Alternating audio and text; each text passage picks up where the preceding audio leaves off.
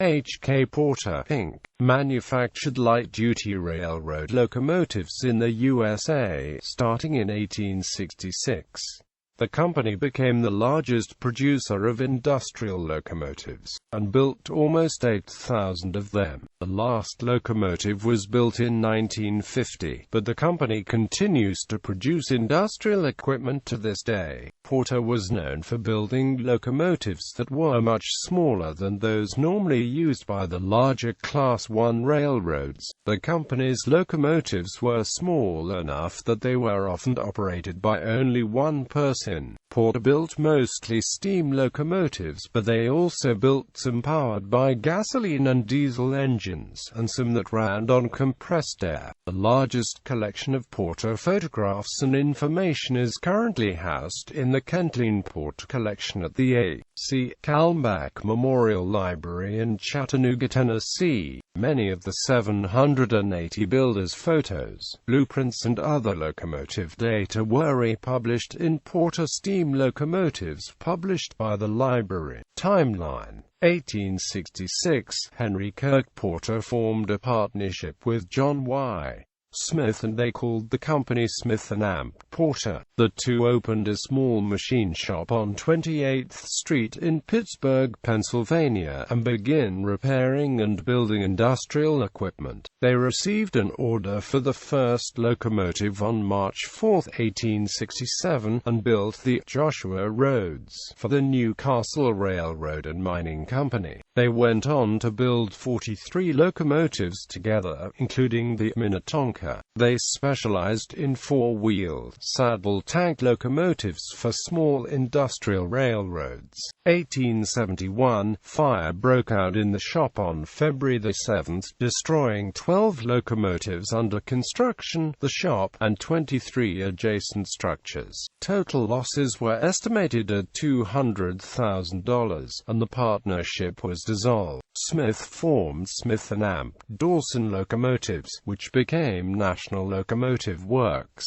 Porter formed a partnership with Arthur W. Bell, called Porter, Bell & Amp Co., and they built the first locomotive for the Jackson Furnace Co. of Michigan. They expanded the range to include light passenger engines and small freight engines, primarily for narrow-gauge railroads. They built 223 locomotives, until Arthur Bell died in May 1878. 1878, Henry K. Porter continued the business on his own, as H.K. Porter & Amp Co. He had established a reputation as a builder of rugged, specialized locomotives. He could custom-build a locomotive quickly and efficiently, with a system of interchangeable parts, pistons, wheels and boilers in various sizes that can be combined to suit a customer's requirements. Some of the basic designs are kept in stock, and can be ordered literally off the shelf. 1890, Porter built the first compressed air locomotive for a coal mine in Pennsylvania. Air was stored in two tanks, and used to drive the pistons instead of steam. This allowed locomotive use inside mines without the fumes of burning coal, or the dangers of high-pressure steam. Porter went on to build over 400 compressed air locomotives for use in mines, plants, and the street railways of New Orleans. Others built compressed air locomotives, but by 1900 Porter had captured 90% of the market. 1899, Henry Porter incorporated the company as the H.K. Porter Co., Inc. He built a new plant at 49th and Harrison Street in Pittsburgh. Production peaked in 1906, with almost 400 locomotives built that year. 1911, Porter built the first gasoline-powered locomotive, and in 1915 they built the first fireless locomotive, using a large pressure vessel to hold steam and hot water in place of a boiler. These proved to be more useful than compressed air locomotives, and soon Porter dominated this niche market. 1921, the H.K.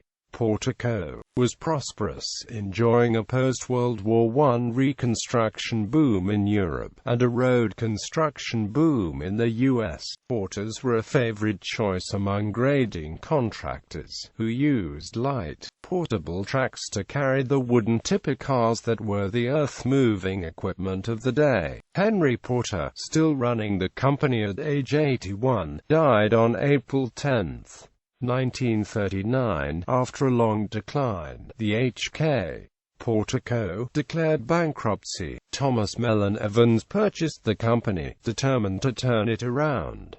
He bought other manufacturing companies, adding them to his collection. Locomotive production increased again during World War II, and the company was recognized for its service to the country in 1942. But demand for steam locomotives dwindled post-war, and H.K. Porter became primarily a holding company for the many subsidiaries Evans had acquired. 1950, the company built its last locomotive for an industry in Brazil. The parts business and all the required patterns were sold to the Davenport Locomotive Works in Iowa. Gallery.